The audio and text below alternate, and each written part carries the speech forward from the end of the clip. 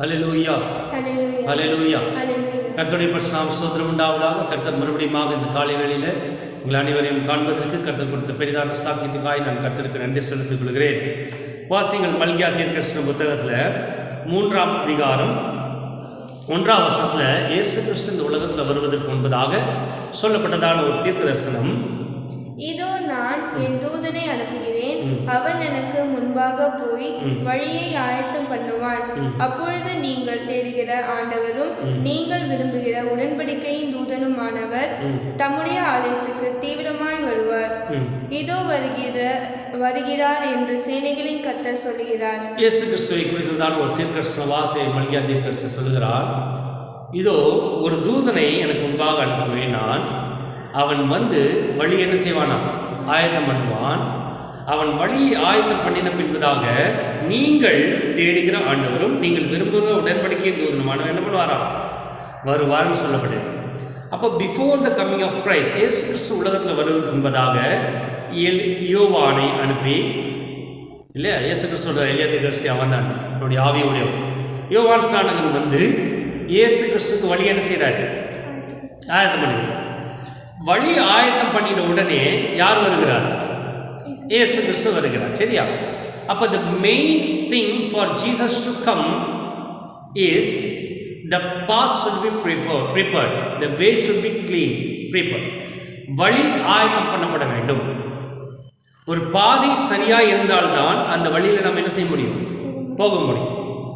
அதுபோல் இயேசு கிறிஸ்து வருவதற்கு முன்பதாக யோவான் ஸ்நானகன் வந்து மனம் திரும்புவதற்கு தேவையான ஞான ஸ்நானத்தை கொடுத்து பிரசங்கித்து என்ன செய்யறான், ஒரு வழியை ஆயத்தம் பண்ணுறான். அப்போ வழி சரியானா யார் வந்துடுவான்? அப்போ முதலாவது இயேசு கிறிஸ்து வர வேண்டும் என்றால் என்ன செய்வா இருக்க வேண்டும், பாதைகள் சரியாக வேண்டும்.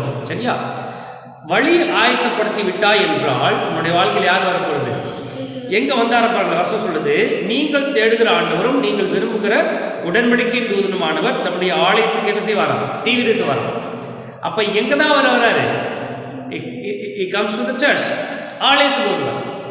அதுதான் இயேசு கிறிஸ்து சொல்றாரு, இந்த ஆலயத்தை இடித்து போடுங்கள் 3 நாள் எழுப்புவேன்ட்டு. அவங்க சொல்றாங்க இதை ஆலயத்தை கட்டுவதற்கு 46 வருஷம் ஆயிடுச்சு. ஆனால் இயேசு கிறிஸ்து எதை குறித்து பேசுறாரு, தம்முடைய சரீரமாக யார். அப்போ இயேசு கிறிஸ்து ஆலயத்துக்கு தீவிரத்து வர வேண்டும் என்றால் வழி என்ன செய்யப்பட வேண்டும், ஆயத்தப்பட வேண்டும். உன்னுடைய வழி சரியில்லை என்றால், ஆலயத்துக்கு வருவதற்கான வழி சரியில்லை என்றால் அவர் எங்கே வர முடியாது. இல்லை உன்னுடைய இருதயம் சரியில்லை என்றால் என்ன செய்ய முடியாது, வர முடியாது. 2வது வழி சரியானது மாத்திரம் கிடையாது, மனநிலை எப்படி இருக்க வேண்டும், நீங்கள் தேடுகிற ஆண்டவரும் நீங்கள் விரும்புகிற உடன்படிக்கை தூண்டுவான். இன்னும் 2 கேரக்டர் நம்மளுக்கு ஆசை. என்னது, நீங்கள் அவரை தேட வேண்டும், நீங்கள் அவரை என்ன செய்ய வேண்டும். அப்போ 3 காரியம் மிகவும் முக்கியம். 1, உங்களுடைய இருதயம் எப்படிப்பட்டதாய் காணப்பட வேண்டும், வழி சரியாக இருக்க வேண்டும். உங்களுடைய இருதயத்தின் வாசல் திறந்திருக்க வேண்டும், சபையின் வாசல் திறந்திருக்க வேண்டும், வழி ஆயத்தப்படுத்தப்பட வேண்டும், இல்லையா? 2வது நீங்கள் அவரை தேட வேண்டும், 3வது நீங்கள் அவரை விரும்ப வேண்டும். அப்போ 3 காரியங்கள். 1, உங்களுடைய இதயத்தின் வாசல் திறந்திருக்க வேண்டும், வழி ஆயத்தமாக்கப்பட வேண்டும். 2வது நீங்கள் அவரை தேட வேண்டும், 3வது அவரை என்ன செய்ய வேண்டும், விரும்ப வேண்டும். இந்த காரியங்கள் சபையாக உன்னுடைய வாழ்க்கையிலும் உன்னுடைய குடும்பத்தின் வாழ்க்கையிலும் சபையில் இருக்கும்போது வசனம் சொல்லுகிறது, இயேசு கிறிஸ்து எங்க கடந்து வருவாராம், அது நிறைவேற்றிட்டு. ஆனால் இந்த தீர்க்கதரிசன வார்த்தைகள் எங்கு நிறைவேற வேண்டும், நம்முடைய சபையில் நம்முடைய வாழ்க்கையில் நிறைவேற வேண்டும். எங்க கடந்து வருவாரு, ஆலயத்துக்கு தீவிரத்து வருவார். You will come very fast. எங்க, ஆலயத்துக்கு. சரியா? இப்ப ஆலயத்துக்கு வந்துட்டான்னு எப்படி தெரியும்? when somebody comes to a church, என்ன ஒருத்தர் வராங்க நம்ம சர்ச்சுக்கு, புது ஊழியக்காரர், எப்படி இருக்கும், கரங்களை தட்டி என்ன செய்வோம், வரவேற்போமா, ஹல்லேலூயா அப்படின்னு என்ன ஆயிடும், because we know the difference. உதாரணத்துக்கு தேவ ஊழியக்காரர்கள் வராங்கன்னு வச்சுக்கலாம், நம்ம பெருமான் செய்யா மதிப்பு பெருமான் செய்யா வந்துட்டாங்கன்னு வச்சுக்கலாம், என்ன ஆகிடும், பார்க்கும் போதே சந்தோஷமாயிடும். ஒரு பாடலுடைய ஒரு அபிஷேகம் என்ன செய்யணும், நம்மளுக்குள்ள கடந்து வந்துடும். அப்போ வரும்போது நம்மளுக்கு தெரியும் இன்னார் வந்திருக்காங்க, சந்தோஷமா இருக்கும். ஆனால் இயேசு கிறிஸ்து தீவிரத்து வரும்போது என்ன நடக்கும்னு சொல்றாரு பாருங்க, இதை வச்சு கண்டுபிடிச்சிக்கலாம். 2ஆம் வசனத்துல, ஆனாலும் அவர் வரும் நாளை சகிப்பவன் யார். ஆனா வசனம் மல்கியா சொல்றாரு, ஆனாலும் அவர் வரும் நாளை சகிப்பவன் யார். இப்போ மற்ற எல்லா ஊழியக்காரங்களும் வரும்போது நமக்கு சந்தோஷம் இருக்கும். ஆனால் அவர் சபைக்கு வரும்போது தான் எடுப்பான், சகிக்க முடியாதா. அவர் வெளிப்படுகையில் நிலை நிற்பவன் யார்? ஏன் அப்படி சொல்லுகிறார் என்றால், அவள் வெளிப்படும் போது நிலை இருக்க முடியாது. ஏன் அப்படி சொல்லுகிறது என்றால், இயேசு கிறிஸ்து சபைக்கு வருவது எதனால் என்று சொல்லப்பட்டிருக்கிறது பாருங்க. ஆகவே அவர் புடமிடுகிறவனுடைய அக்கினியை போலவும் வண்ணாருடைய சவுக்காரத்தை போலவும் இருப்பார். அவர் சபைக்கு வர்றது என்ன? புடமிடுகிற அக்கினியை போலும் வண்ணாருடைய சவுக்காரத்தை போலும். இதுக்குதான் எங்க வராது. நம்மளுக்கு தெரியும் ஒரு வந்தா சந்தோஷம் தான். But the main intention of Jesus to come in the midst of you, the church, எதற்காக? புடமிடுவதற்கு. ரெண்டாவது உன்னை வெளுக்க வைக்கிறது. அவர் உனக்கு சந்தோஷம் கொடுக்கறதே மெயின் கோல் கிடையாது. மெயின் கோல் என்னது? அக்கினியை போல புடமிடுவார் சபையை, வண்ணாருடைய சவுக்காரத்தை போல. வண்ணான் போடுற சோப்பு விழுப்பால துணியில் அது போல. அதுக்காக தான் வர உன்னை வெளுக்க வைக்கிறதுக்கு உன்னை. அப்போ நீ கேள்வி கேட்கலாம், ஆல்ரெடி ஐம் குட், நான் தான் அவர் தேடினே, அவர் விரும்பினே, என் வழியை ஆயத்தப்படுத்தினே. Why must come once again? வந்து என்னையே மறுபடியும் கூட போடணும்? நான் ஃபர்ஸ்ட் டைம் நல்லா தானே இருக்கிறேன். கேள்வி கேட்கலாம் இல்லையா? நான் ஃபர்ஸ்ட் டைம் நல்லா தான் இருக்கேன், மறுபடியும் என்ன நான் நல்லா இருக்கிறதுனால அவர் வர. அவருடைய மெயின் கோல் பாருங்க. அடுத்த வருஷம் சொல்றது, அவர் உட்கார்ந்து வெள்ளியை புடமிட்டு சுத்திகரித்து கொண்டிருப்பார். அவர் லேவியின் புத்திரரை சுத்திகரித்து அவர்கள் கர்த்தருடையவர்களாய் இருக்கும்படிக்கும் நீதியாய் காணிக்கையை செலுத்தும்படிக்கும் அவர்களை பொன்னை போலவும் வெள்ளியை போலவும் புடமிடுவார். அப்ப சபைக்கு ஏன் தீவிரத்து வராரு? மெயின் கோல், மெயின் இன்டென்ஷன் உன்னை புடம் போடுறது, உன்னை புடம் பெறுறது. எதுதான் புடம் பெறாரு? அப்ப அது ஆல்ரெடி வெள்ளி கிடையாது, வெள்ளிதான். அதை என்ன பண்றாரா? பொண்ணை புடமிடுவாராம். பொண்ணு தானே அது, கோல்டு தானே, அதையும் புடம் போடணும். நம்முடைய கேள்வி தானே. Already God only came to me. ஏன் மறுபடியும் என்ன அக்கினி போல புடமிடணும்? ஏன் மன்னாருடைய சவுக்காரத்தை போட்டு வெளுக்கணும்? அது ஆல்ரெடி சில்வர் தானே, ஆல்ரெடி அது கோல்டு தானே, ஏன் அதை புடம் போடணும்? அதான் நான் சோதித்த பிறகு வசனம் சொல்லுது, எப்படி மாறிடுவோமா? பொன்னாக இருந்து நாம் பசும் பொன்னாக மாறிடுவோம். வெள்ளியாக இருக்கிற நாம் சுத்த வெள்ளியாய் மாறிடும். Hallelujah. Yes, you are good. நீ தேவனை விரும்பின, தேடின. ஏன் உங்ககிட்ட தீவிரத்து வராது? மெயின் கோல் தான். அவன் சபைக்கு வந்துட்டார், அவனுடைய வாழ்க்கையில் வந்துட்டார். என்ன எப்படி தெரியும்? பொன்னாக இருந்தே அவர் பசும் பொன்னாக மாற்ற போறார். வெள்ளியாக இருந்தவொடனே சுத்த வெள்ளியாக மாற்ற போறார். அதுக்கு ஒரே ஒரு அது வழி என்னதான்? உன்னை புடம் வேணும், உனக்கு அக்கினி வைக்கும். செங்கல் நல்லா பண்ணின பிறகு என்ன செய்வாங்க? இட்ஸ் நாட் ரெடி, செங்கல் தான் பர்ஃபெக்டாக இருக்கு, போட்டு அக்கினி போடுவாங்க, புடம் போடுறது. தேவன் சபைக்கு வருவதின் நோக்கம் என்ன? உன்னை சுத்த பொண்ணாக விளங்கும்படிக்கு, பசும் பொண்ணாக மாற்றும்படிக்கு. நீ பொண்ணு இல்லைன்னு சொல்ல முடியாது. Yes, already your valuable in the eyes of God. நீ சில்வர் இல்லைன்னு சொல்ல முடியாது. Yes, your valuable. உன்னை சுத்த வெள்ளியாயம் சொக்க தங்கம்னு சொல்லுவாங்களே, அப்படி மாற்றுது. அப்ப தேவன் சபைக்கு வந்து விட்டார், இயேசு கிறிஸ்து வந்து விட்டார். எப்படி தெரியும்? He is going to make you very valuable in his eyes. உன்னை புடம் போட போறார். அதனால கவலைப்படாது. இவ்வளவு பிரார்த்திக்கிறனே, தேவனுடைய ஜெபத்தை கேட்கிறாரு, ஏன் இவ்வளவு கஷ்டம் வருது? உன்னை புடம் போடுறார். அல்லேலூயா. நீ சுத்த பொண்ணாக மாற போற. பாருங்க, யோசேப்புடைய வாழ்க்கையில் நீங்க பாத்தீங்கன்னா சங்கீதம் 105ஆம் அதிகாரத்துல வசனம் சொல்லுகிறது, 19ஆம் வசனத்துல, கர்த்தர் சொன்ன வார்த்தை நிறைவேறும் அளவும் அவருடைய வசனம் அவனை புடமிட்டது. ஏன் புடம் போறாரு? கர்த்தர் சொன்ன வார்த்தை உன்னுடைய வாழ்க்கையில நிறைவேறுகிற வரைக்கும் அவருடைய வசனம். யோசேப்பு என்ன செஞ்சான்? எப்படி புடம் போட்டு? மேல வசனத்துல பாத்தீங்கன்னா 18ல, அவன் கால்களை விலங்கு போட்டு ஒடுக்கினார்கள். அவன் கால்களை விலங்கு போட்டு என்ன செய்தாங்களா? ஒடுக்கினார்கள். அவன் பிராணன் இரும்பில் அடைப்பட்டிருந்தது. அவன் பிராணன் இரும்பில் அடைப்பட்டிருந்துச்சு. எதுக்காகப்பா? அவன் தவறு செய்யாம வெளியே ஓடி போனானே, அதற்காக. நீ அதே கேள்விதான் கேட்கலாம். நான் ஆண்டவர் தேரனே, ஜெபிக்கிறேனே, ஏன் இன்னும் கஷ்டம்? தேவன் பக்கத்துல இருக்காருப்பா. இவ்வளோ கஷ்டங்கள் பாடு வந்து விழாமல் இந்த புதிய வருஷத்துக்குள்ள வந்துட்டு ஏன் தேவன் உனக்கு புடம் போடுறாரு? இவ்வளோ கஷ்டம் பாடுகள் வந்த பிறகு தேவன் இதயத்தில் எப்படி சமாதானம் கொடுக்குறாரு? ஏன்னா இஸ் அலாங் வித் யூ. இவ்வளோ கஷ்டங்கள் பாடுகள் வந்தும் எப்படி நீ சமாதானமா ஜீவனோடு இருக்கிற? ஏன்னா இஸ் அலாங் வித் யூ. உன்னை புடம் போடுறாரு. அல்லேலூயா.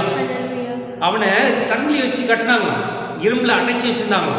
ஆனால் வசனம் சொல்றது கர்த்தருடைய வார்த்தை நிறைவேறும் வரைக்கும் அவருடைய வசனம் என்ன செஞ்சான். அவங்க ஒன்றும் செய்யலை.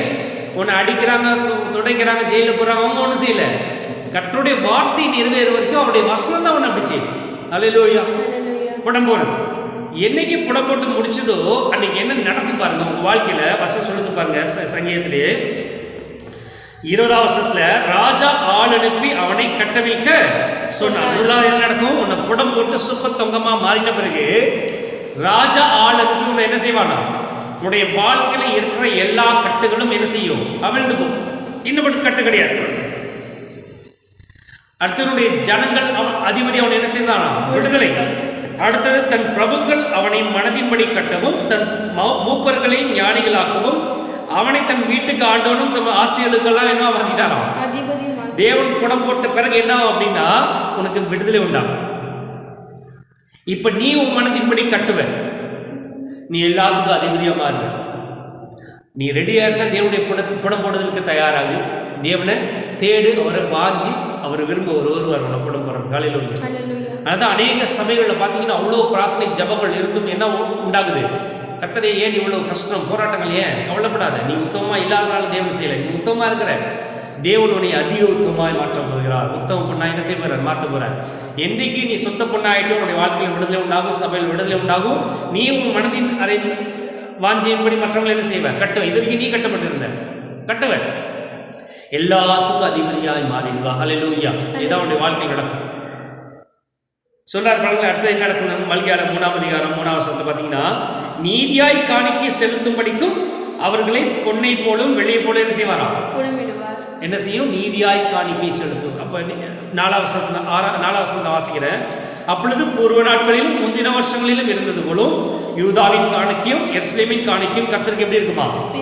இப்ப நீ போய் சபையில உன்னையே அர்ப்பணிச்சு காணிக்கையா பலியா போடுகிற பாரு. இப்பொழுது நீ கர்த்தருடைய சமூகத்தில் எப்படி காணப்படுவ? பெரியமா, he will love you. என்னுடைய பிள்ளை நல்லா இருந்தா என்ன ஆராதிச்சான், என்னுடைய மகன் நல்லா இருந்தா ஆராதிச்சான். இருந்தாலும் அவனை நான் புடம் போட்டேன் வசனத்தின் மூலமா. பொறுமையா இருந்துட்டான். இப்பொழுது சுக்கத்தக்கமாக விளங்கிட்டான். இப்ப கர்த்தருடைய சமூகத்துல நீ தன்னைத்தானே பலியாய் காணிக்கையாக போடுக்க வரும்போது இப்ப நீ கர்த்தருடைய கண்கள் எப்படியே காணப்படுவ? He'll keep loving you more and more. Hallelujah. அதுதான் என்ன செய்ய போகிறது? இவ்வளவு புடம் போடுறார் ஆண்டவர் உலகத்துல. this year also will continue. இந்த வருஷம் அப்படிதான் நடக்கும். தேவன் சபைகளை புடம் போடுறதுக்கு என்ன செய்வார்? ஒப்பு கொடுப்பார். புடம் போடப்படுவ நீ கிறிஸ்தவர்கள் புடம் போடப்படுவாங்க. வருஷங்கள் பாதி கழிந்த பின் கஹால் விஷர அக்ரபி போதோஹனா ஷதல் அக்ரபிஹாம் மெசேஜ் ஒரு ஷோட் த்ரிப்ரதலாஹி ஆர் பர்போஷல் பதார்ன கோஷன செலக்டேஷன்ஸ் மர்த்தியூத்தோன் உஷார் பிரபஹபுர் மொசகேட்டோன் கொலோஜன். வருஷங்கள் புதிதாய் பிறந்த பின்பதாக உடைய கஷ்டம் போய் ஆண்டவர் எழுப்புதல் உண்டாக்குவார். ஆண்டவர் பெரிய காரியங்களை தொடுவார் என்று அநேக பேர் சொல்லி இருக்கலாம், தெரியவில்லை. அதை நீ யோசித்துக் கொண்டு உடனடியாக அது நடக்கும் என்று நீ வாஞ்சிக்காதே. வருடங்கள் பாதி கடக்கிற வரைக்கும் உன்னுடைய சபையை உன்னுடைய வாழ்க்கையை தேவனையும் அதிகமாய் பண்ண போகிறதா போகிறார். Same thing will keep continuing. Maybe many might have prophesied this year going to be a blessing. God is going to change everything. Yes, He is going to change. But வருடங்கள் பாதி கடக்கிற வரைக்கும் நீ அதே வாழ்க்கையில தான் இருப்ப. அதே புடம்போடுதல் உன்னுடைய வாழ்க்கையில காணப்படும். Galahapru bozinda proshekatar gaselete rushosiam gataribe. Raitad nishalti akarsam probusha habetar nakrazet. And they proyunatya katarabal haybu nishasela kitar nagas. நீ எதிர்பார்க்கிறது விட காட்டிலும் அதிகமான புடம்போடுதல் உன்னுடைய சபையினுடைய வாழ்க்கையில் நடக்கும். நீ யோசித்தராத அநேக வருஷங்களுடைய வாழ்க்கையில் நடைபெறும். வருஷங்கள் பாதி கடந்து வருஷங்கள் கடைசி வரும்போது யூ கேன் ஃபீல் உன்னுடைய வாழ்க்கையில் இருக்க கட்டுகள் அறக்கப்படும். நீ பொன்னாக விளங்க போகிறாய். அது நடக்கிறது இமிடியேட்டா நடக்க. இந்த வருஷம் ஆரம்பிச்ச உடனே நடக்காது. வருஷங்கள் முடிவில் பாதி கடந்த பின்பதாக நீ பசுமொன்னாய் விளங்குவதும் சபைகள் எழுவதும் எழுச்சி அடைவதும் தேவன் உன்னுடைய காணிக்கை உன்னுடைய அங்கீகரிப்பதும் உன்னே பிரியாய் இருக்கிறதையும் உன் மூலமாய் அநேகர் விடுவிக்கப்படுவதையும் நீ எஜமானாய் மாறுவதையும் உன்னுடைய கண்கள் காணும். உனக்கு கிடைத்த வாக்குத்தத்த வருஷங்கள் உடனே நிறைவேறாது. வருடங்கள் பாதி கடந்து பின்பதாக இந்த வருடத்தின் முதுவிலே அந்த காரியங்கள் நிறைவேற உன்னுடைய வாழ்க்கையில அது ஒர்க் பண்ண ஆரம்பிச்சு. ஹல்லேலூயா. அதனால சோர்ந்து போகாத. எனக்கு வாக்குத்தத்தம் கிடைச்சிருக்கே ஆண்டவர் இந்த வருஷத்தை மாற்றுவார், சோர்ந்து போகாத. இமீடியட்டா வரப்போகிறது இல்லை. வருஷங்கள் பாதி கடந்து பொறுமையா யோசேப்பு பொறுமையாய் ஜெயில காத்திருந்தான், பொறுமையாய். ஆனால் அந்த வாக்கு தத்தங்கள் வருடங்கள் பாதி கடந்த பின்பதாக வல்லமையாய் தேசத்தில் நிறைவேறும். ஹல்லேலூயா. அபாஹருஷா அதிகால் அதீர் வரா ஷப்ரா அபாயு கோசே தலஹாதிகர் பராசமத்தோடு குருஷேர் வாசகமற்றொன்று ஜோலத்தை. நீ எவ்வளோ சோர்ந்து போயிட்டியோ, நீ எவ்வளோ அக்கினிக்குள்ளாக கடந்து போறியோ 6 மாதம் வரைக்கும், அதற்கு அப்புறம் தேவன் உன்னை சொந்த பொண்ணாக விளங்கச் செய்வார். சபைகள் எழுச்சியடையும் கர்த்தர் அப்படியாய் தாம் சொன்ன வார்த்தைகளை என்ன செய்வார்? நிறைவேற்றுவார். நீ உன் மனதின் வாஞ்சியின்படி மற்றவர்களை என்ன செய்வாய்? கட்டுவாய். ஹல்லேலூயா. உன்னுடைய கட்டுகள் அவிழ்க்கப்படும். நீ எல்லாருக்கும் என்ன செய்வார்? அதிபதியாய் மாறும். பொறுமையாய் காத்துங்கள். தேவன் சொன்ன வாக்கு தத்தம் கட்டாயமாக நிறைவேறும். அது உடனடியாய் அல்ல, தேவன் இன்னும் புடம் போட அவர் வாஞ்சிக்கிறார். இன்னும் சபையை, தேவனுடைய பிள்ளைகளை சுத்த புண்ணாக, சுத்த வெள்ளியாய், பசுமுன்னாக மாற்றுவதற்கு இன்னும் புடம் போடுவார். வருடங்கள் பாதி கலந்து பின்னதாக கொஞ்சம் கொஞ்சமாக தேவனுடைய வல்லமுள்ள வார்த்தை சபையில் நிறைவேறதை, தேசத்தில் நிறைவேறதை நீ காணலாம். கர்த்தர் இந்த வார்த்தை கொண்டு ஆசீர்வதிப்பாராக. கண்களை மூடி ஜெயிப்போம். எங்களை அதிகமாக நேசிக்கிறதாக நல்லதாப்பனே ஆசீர்வதிக்கப்பட்டதான் இந்த காலை வேளைக்காய் நன்றி செலுத்துகிறோம்.